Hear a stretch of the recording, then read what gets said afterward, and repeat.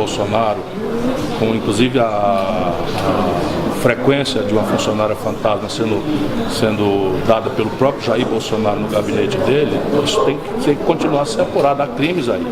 Se o Bolsonaro emprestou para o Queiroz, para o Laranja Bom, o dinheiro que volta para a mulher dele, eu quero saber cadê a TED. Que dia foi a TED ou o DOC? De onde veio o dinheiro? 40 mil reais, dá para pagar assim, com o salário de deputado? Isso tudo é questão de ordem pública e a imprensa brasileira vai falando e vai saindo. E como o governo tem reagido a isso? O que o senhor avalia? O que o governo tem feito é aproveitado esta leviandade da imprensa, que eu não creio que seja de má fé, absolutamente. É uma coisa mesmo dos tempos modernos, em que tudo é descartável, tudo é irrelevante, e vive distraindo vocês com esses papos furados aí. O que eu tenho a ver com a roupa de criança? Vou tomar conta de Zé de Abreu, uma altura dessa. O Zé de Abreu eu conheci fanático do PSDB. Eu, Ciro Gomes, fundador do PSDB, rompi com o PSDB e tal, conheci o Zé de Abreu, fanático do PSDB. Aí agora todo mundo prestando atenção nisso, espaços mil para isso, eu estou de saco cheio com isso. Nós estamos perdendo a reforma da Previdência se a gente não prestar atenção no serviço. Você acha que o PDT tem que se colocar contra a reforma da Previdência de uma maneira... O PDT é contra essa reforma da Previdência até o limite em que o governo tope negociar, né? Porque nós achamos que, derrotados que fomos, é nosso papel conter danos, minimizar prejuízo para as pessoas mais pobres, para as mulheres, né? Para os professores, para os policiais, para as pessoas que têm carreiras insalubres, para as pessoas que vivem em um ambiente de risco inerente à profissão. Porque, por exemplo, o PT resolveu não comparecer à posse do Bolsonaro. Muito bem, o Aécio, quando fez isso, nós achamos que era um golpe e eu continuo achando que é. Você não reconhecer a legitimidade do que foi eleito, o Aécio fez com a Dilma e deu a abertura para essa crise. Aí o PT não comparece à posse depois. E o PT não vai para a comissão mista da Previdência. Isso é um desafio que eu estou fazendo. Se o PT não vai para a comissão, o PDT vai. Por quê? Porque nós precisamos conter danos, derrotados que fomos, e para nós, o quanto pior melhor, cobrado nas costas do povo mais pobre, não nos interessa. A respeito daquela fala do Paulo Guedes ao Estadão de ontem, falando da desvinculação total do orçamento, estados e municípios terem controle 100%. Na estratosfera de Marte, isso é um assunto que deveria ser discutido. Porque, teoricamente, o orçamento deve ser permeável aos movimentos democráticos, né? A sociedade pode variar suas prioridades com o tempo, né? Com a conjuntura. Portanto, o orçamento ele deve ter essa maleabilidade, né? Para que as maiorias eventuais formadas, né? Afirmem que a prioridade agora é a educação, amanhã é saúde, outro dia é infraestrutura, etc. Isso na estratosfera de Marte.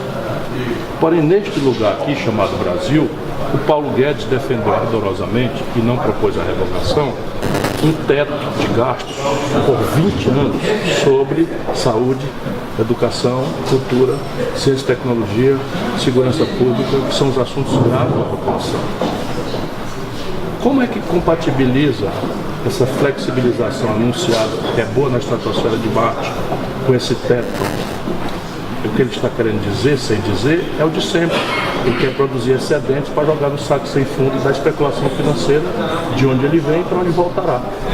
Então, só uma coisa, ele citou o Ministério Público. Você citou o Ministério Público, eu como membro do Ministério Público, na sua época, eu quero só fazer uma pergunta. Uma pergunta, não perco a oportunidade e nunca mais. E se houver um lava-jato do judiciário, e como é que nós sobreviveremos os 3 anos e 10 meses com comida para a classe média e mais para a classe elevada? Estou muito angustiado. Isso muito angustiado. Também, porque nós teremos banana para tantos macacos, né? Não tem. Estou angustiado e acho que o judiciário, como dizia o velho Rui, é o poder que mais tem faltado à República. E se houver uma CPI ou a Lava Jato, seja o que for, para o judiciário, a República cai. Provavelmente. Ah, bom. Provavelmente. Eu presidi a comissão. Estou consigo. Eu presidi a comissão de criminalidade organizada no Só governo. pode ser um homem muito reto para estar vivo e aqui. Então, com o Itamar Franco, não tinha essa palhaçada lá para já? Não tinha. Não tinha nada disso? Você viu agora, professor, os camaradas criando uma fundação com 2 bilhões e meio da Petrobras mas não pode, e dos Estados Unidos. Só fiscaliza a fundação, não tem meios para criar. Eu quero saber se nós vamos comer só até. É isso. Até lá. Um abraço, obrigado por ter vindo. O senhor saiu da eleição como o nome da oposição? Eu vou lutar com toda intensidade. O que eu não preciso necessariamente é me afirmar candidato. Mas o senhor vai... E assim, não estou negando que posso ser candidato. Eu estou dizendo que eu vou pensar 6 vezes antes de decidir ser candidato. Não é? Então é só isso que eu estou dizendo. Agora, o que eu tenho? Um livro está pronto, estou fazendo as últimas revisões, vou lançar por aí afora, vou fazer palestra de manhã, de tarde, de noite, tenho uma agenda no Brasil e fora do Brasil, vou lutar como um bom rapaz. Né? E conversa um espaço para convergir no nome de uma pessoa só, uma candidatura de centro-esquerda. Nesse momento, como há um brutal vazio prático, isso é um fenômeno natural na política, você tende a hipertrofiar as diferenças. E até a hora de hipertrofiá-las. Eu, por exemplo, não aceito mais a hegemonia desse lado bandido do PT. Não aceito mais. Acabei de elogiar o senador Suplicy, que nunca apareceu em lista de nenhum, e é um petista absolutamente querido, honrado, como citei o Tasso Genro, como citei o Olívio Dutra, como citei o Fontana, e poderia citar, enfim, muitos outros, gente séria. O Haddad também eu cito como homem de bem, né?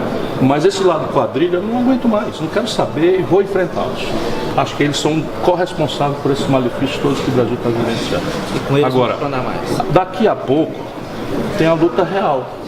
Qual é a luta real? Vai ter uma comissão mista da Previdência. Eu quero o PT lá dentro. Por quê? Porque eu quero juntar o máximo de votos que eu puder para conter danos. Tentar tirar essa comissão da bolha de Brasília e levá-la ao Brasil real. Trazê-la para discutir com as centrais sindicais, trazê-la para discutir com os empresários, trazê-la para discutir com a universidade, enfrentar o debate com as corporações, explicar para o sindicato do magistério como é que eles vão fazer para pagar 20 anos contínuos de contribuição e ter uma idade mínima de 65 e 2 anos para se aposentar, dá, portanto, 40 anos de aula.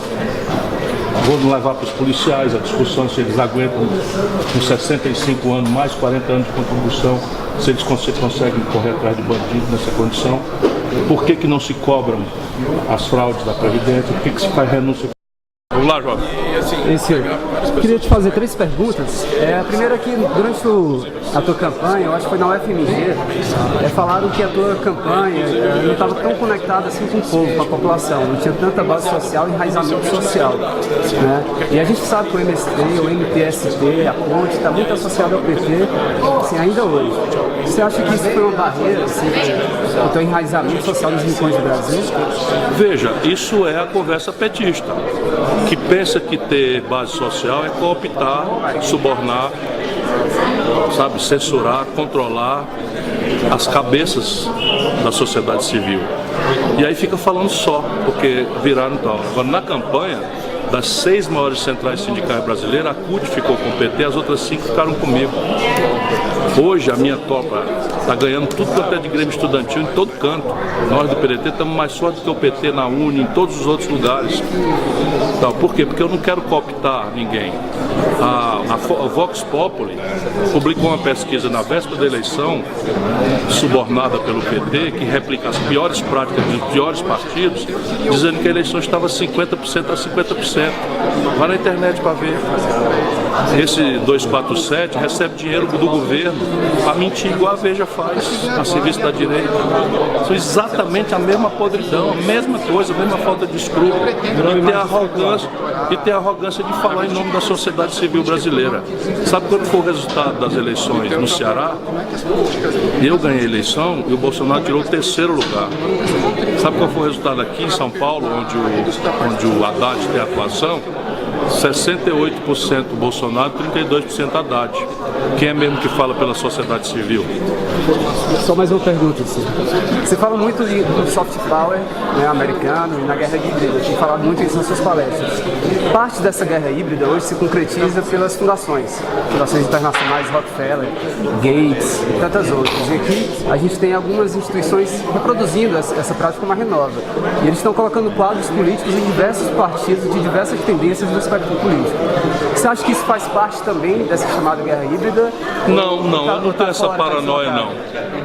Nós estamos falando da Tabata, que é o melhor quadro. Não necessariamente. Pelo menos no que me concerne, a Tabata eu boto a mão no fogo. A Tabata é uma joia que eu consegui recrutar para o PDT. A Tabata tem uma história de vida que nenhum merda desses, do PT, do PCdoB, seja de quem for, tem a moral para calçar o sapato dela. A Tabata vem da favela. A Tabata vem de ser uma mãe que engravidou e o pai foi embora. E ela arranjou um pai que era trocador de ônibus. Ela mora num puxadinho que ela ajudou a botar tijolo na ocupação de uma favela de São Paulo. Isso é que é ser de esquerda. Agora vir um merda desse fazer desqualificação, lava a boca para falar dela. Aí você pegar um merda como o cara do PCO... Foi uma provocação mesmo, mas eu sei, faz parte. O cara, esse merda do PCO... Eu conheço a história do Cabacel, Caba do PCO falando mal do Mujica. Aí dizendo que o Lula é preso político. Preso político é o Mujica. Mujica não virou um caudilho, Mujica não ficou rico, sabe, no poder. Mujica foi preso, sem formação de culpa, sem acusação, sem recurso, sem nada. Passou 3 anos dentro de um silo, numa fazenda clandestina. Isso é um preso político, um vagabundo desse, né, vir falar mal. Isso é um cabancelmo que está entre nós. Última pergunta, identitarismo. A gente está trabalhando nesse tema, tem uma visão muito parecida com a sua. É muito difícil confrontar as pessoas. Quando se fala em identitarismo, por exemplo, um militante do movimento feminista, um militante do movimento negro, você começa a argumentar e falar sobre essa visão do método. A crítica é um método, não a luta dos grupos, né? Como é que você acha que a gente consegue confrontar, na verdade, dialogar com... Respeite a inteligência deles. São todas boas pessoas e são todas grandes causas. A grande pergunta que se faz, e a inteligência deles responderá natural e generosamente, é: a causa dos negros melhor se ferirá no ambiente de um projeto nacional de desenvolvimento que tenha por princípio a busca da igualdade de renda, de oportunidades, não é? A afirmação da soberania nacional, o comprometimento com os mais pobres, ou nessa selva em que o Brasil se encontra. A luta das mulheres é uma luta justíssima, paga-se 76%, 80% às mulheres pelo mesmo trabalho que os homens desenvolvem.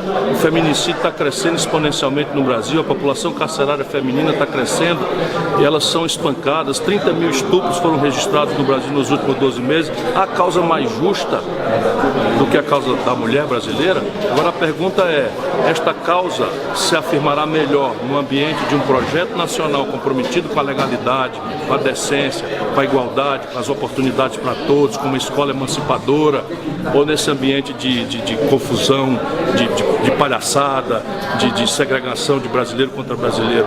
E a grande questão para mim é só a seguinte: o Brasil real que eu conheço é cristão, crescentemente neopentecostal, evangélico, crescentemente os movimentos mais conservadores da Igreja Católica, e essa imensa maioria se afina conosco na causa dos pobres, se afina conosco na causa do enfrentamento da ladroeira, se afina conosco na afirmação do interesse nacional.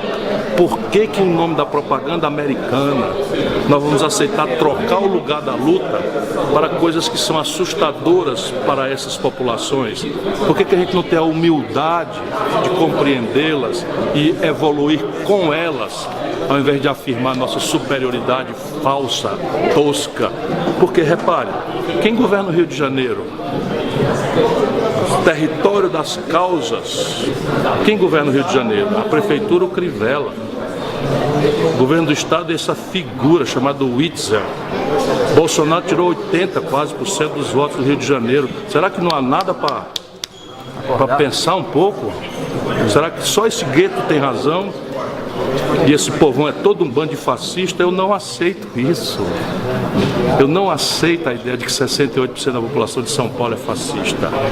Eu não aceito a ideia de que 70% da população do Sul é fascista. O que eu aceito é que nós não engolimos mais essas duas questões. Uma esquerda sem projeto e, por não ter projeto, se refugia nas grandes e boas causas identitárias. Então o que é que eu quero? É que as causas boas identitárias se firam dentro do ambiente de um projeto nacional emancipador, justo, que lute pela paz, pelo respeito, pela tolerância. Essa é a minha história de vida. Obrigado, Silvio, por esse